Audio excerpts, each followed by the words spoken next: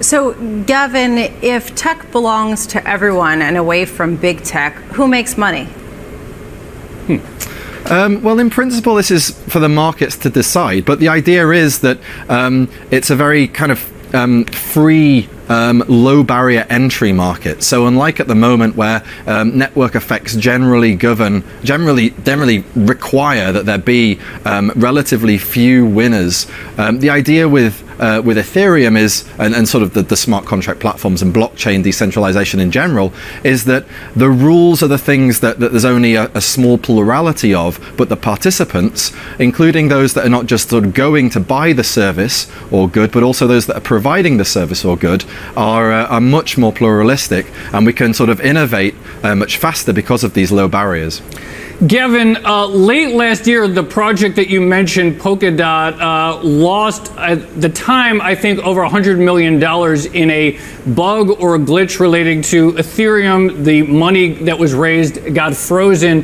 What is the status of that, and what kind of lesson do you and others taking forward about, huge, pretty critical things that can be wrecked with a keystroke? Yeah, I mean, I think the first lesson that I learned from that personally, at least, is that there will be bugs. Bugs and mistakes.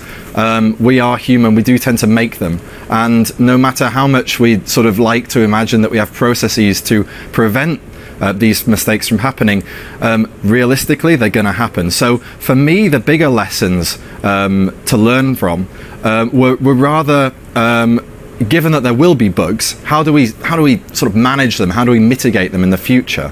Now, with this particular bug, the wallet freeze, and it's important to note, of course, that this is one of many. There are sort of various instances of funds on Ethereum becoming locked or stolen because of bugs. So the real question is, do we have the governance in place in order to come to an agreement about what should be done in these cases? And in most cases, it's very simple. Blockchain really is here, if we're honest, to ensure that property rights are respected. They're respected programmatically on this decentralized system. So the real question in my mind isn't whether these funds should be unlocked or not.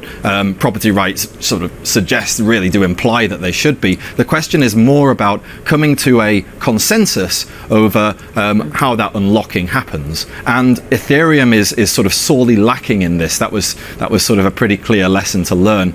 And Polkadot is something that from the very get-go I've made sure can address these sorts of faults when they happen by introducing governance at the day one. It's very difficult to retrofit governance and governing structures. Of course, we see that in real life.